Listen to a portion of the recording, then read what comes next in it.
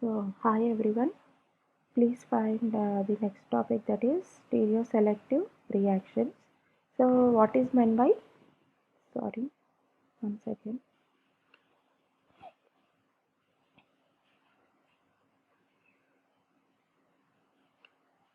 Okay. So, what is meant by stereoselective reactions?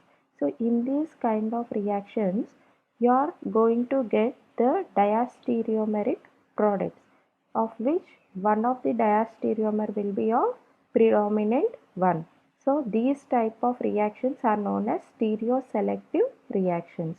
So, before going to the definition of the stereoselective reactions, let us understand the definition by means of one example. After this example, I will explain the definition of the stereoselective reaction. See, in this reaction, what is this reactant? It is known as glyceraldehyde, which contains the aldehyde group. So, this glyceraldehyde, it contains chiral carbon or not? Yes, it contains the chiral carbon. And how many number of chiral carbons are present? One chiral carbon is present. So, this glyceraldehyde, upon treatment with the hydrogen cyanide, it leads to the formation of two types of products. First one is erythronitrile and next one is the threonitrile. So, how these two products are formed? See here, in the glyceraldehyde, already one asymmetric center is present, right? That is chiral carbon. And up above that,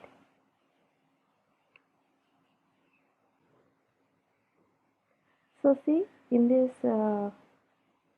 glyceraldehyde, it contains already one asymmetric center. So, above this carbonyl group is present, right? This is the carbonyl group, that is aldehyde CHO group. What is meant by aldehyde? C double bond OH. Now, consider this double bond O group, whether it may be present on the right side or this double bond O group may be present on the left side. So, in the first product, let us consider this double bond O group. It is present on the right side. So, what is meant by double bond O? Oxygen will be bearing the negative charge and carbon will be bearing the positive charge. In the same manner, in the hydrogen cyanide, this is H plus and also the Cl minus. So, in the first case where double bond O is present on the right side, this hydrogen, it is going to be attacking on the oxygen. So, OH group is present on the right side and hydrogen will be present on the left side. Now, what is the charge on this carbon? It is positive. Remaining cyanide group, it is attacking on this positively charged carbon. So, it is known as erythronitrile. This is one product. And consider the formation of other product. That is, if C double bond O, if it is present on the left side, this hydrogen will be attacking on C double bond O, that is OH group will be present on the left side and hydrogen will be present on the right side, and same the cyanide group is attacking on the positively charged carbon. So, these are the two products which are formed due to the reaction of glyceraldehyde with the hydrogen cyanide. Now, let us consider what is the nature of these two products. See whether these two products are known as enantiomers or diastereomers. See, consider only this product, and if you are keeping the mirror here, and what is the nature of this product now? See, if you are taking as it is this product and introducing on top of this product, whether these two are superimposable or not. No, they are not superimposable. So, these are non-superimposable. And whether these two products are mirror images or non-mirror images. See, if they are the mirror image, this OH group should be also present on this side for this product. But the position of OH group is same. Hence, they are known as non-superimposable, non-mirror images. So, what is meant by non-superimposable, non-mirror images? These two products are known as the diastereomers. Now, coming to the definition of the stereoselective reactions. If you are taking the molecule which already contains one asymmetric center, and after the reaction a new asymmetric center is introduced into the product. See, these two are the products, right? And this is the already contained asymmetric center. See, this center is represented here, and the new asymmetric center is this one, which is formed due to the reaction of or attack of the hydrogen cyanide onto the carbonyl group. So, when a new asymmetric center is introduced in the molecule which already contains the asymmetric center, it leads to the formation of the diastereomeric products, of which one diastereomer will be the predominant one. So these type of reactions are known as the stereoselective reactions. See, these two diastereomers are formed, of which one diastereomer will be of predominant type. So these type of reactions are known as the stereoselective reactions. So why you are getting the diastereomers in the unequal amount? It is due to the activation energy. What is meant by activation energy? It is the minimum energy required for the reaction to proceed. Now let us consider erythronitrile is there and threonitrile is there. So energy required for the formation of erythronitrile, it is minimum. I am saying it for just an example. And for threonitrile, the energy required is maximum. So now say which diastereomer, either erythronitrile will be formed more or threonitrile will be formed more. Erythronitrile will be formed more because it requires less activation energy. So with respect to the activation energy, these diastereomers are formed in the unequal manner. So see, based on the activation energy, the diastereomers are forming in the unequal amounts. And see here, this is the old asymmetric center and this is the new asymmetric center. Now tell me, this old asymmetric center and also the new asymmetric center, whether they are present adjacent to each other or far from each other. They are present adjacent to each other.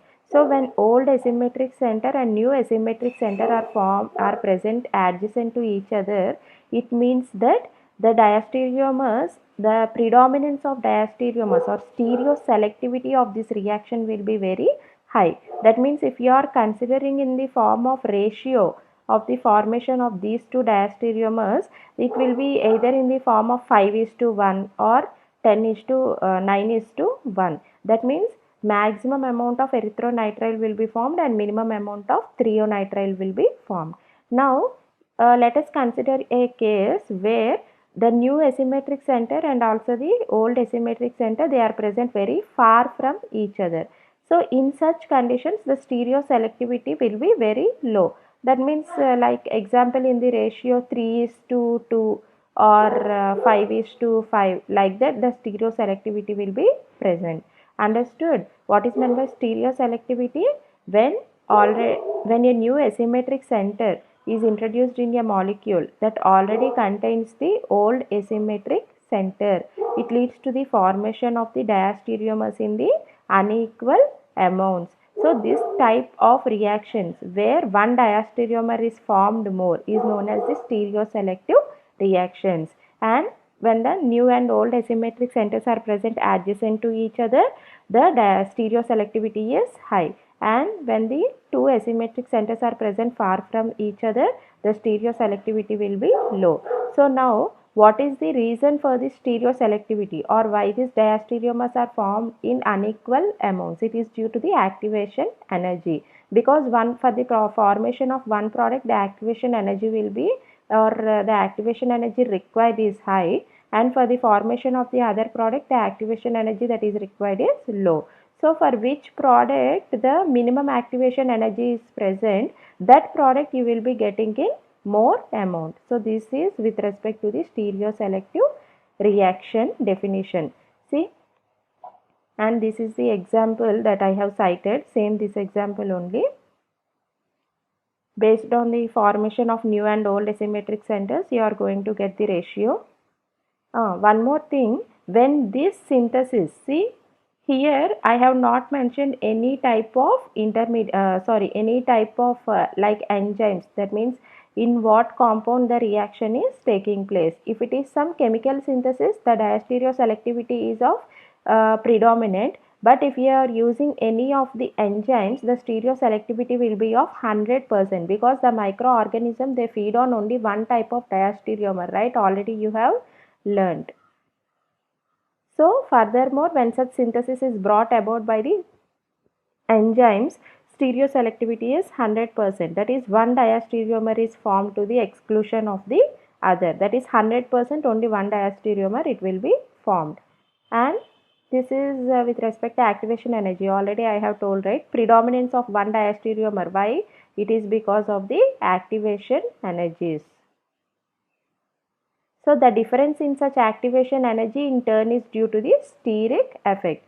So here I said that for the predominant diastereomer, it requires the minimum activation energy. So why it requires minimum activation energy means here the steric hindrance will be less. So because of less energy only this product will be formed. And coming to the other product, if it has the more steric hindrance, it requires more energy for the formation of the product. So here activation energy will be high. So one example of stereoselective synthesis is cited below. See, this is the example. What is the nature of this reactant? It is the aldehyde. Consider in the one carbon, or for the one carbon, the groups that are attached are Rm, which represents medium sized group, Rl represents large sized group, and Rs, it represents the small sized group.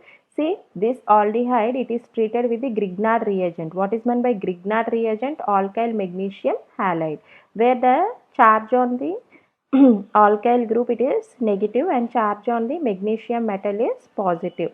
Now see, this Grignard reagent, it may be attacking the aldehyde group either from above the plane of the aldehyde or below the plane of the aldehyde. See, above the plane of aldehyde is represented as A and below the plane of aldehyde is represented as B. Now, think yourself which type of product will be formed more, either from the A path or from the B path.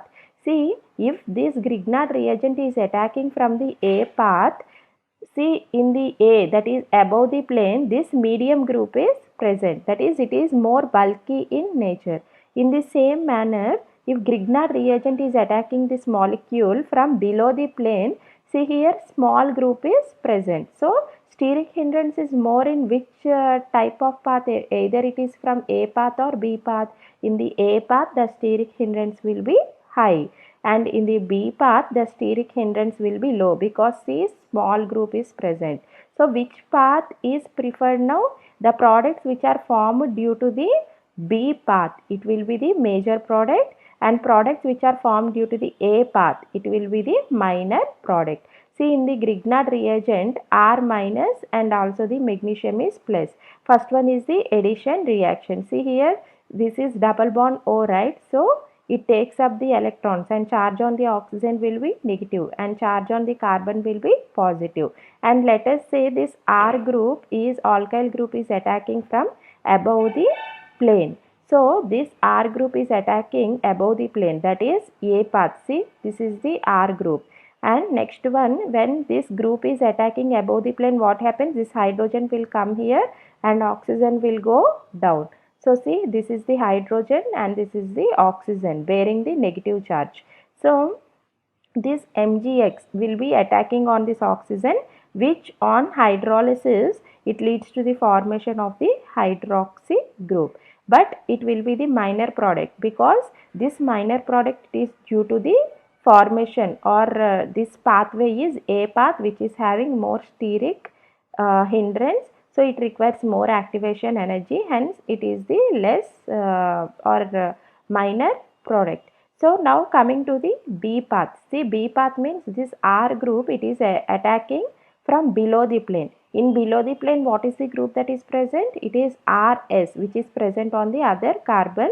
So RS means it is somewhat smaller in size when compared to that of the Rm, medium sized group. Since this is smaller in size, this R, it can easily attack on this carbon. See, this is the R, and this oxygen will go up. So it leads to the formation of OH group, and further above hydrogen is present.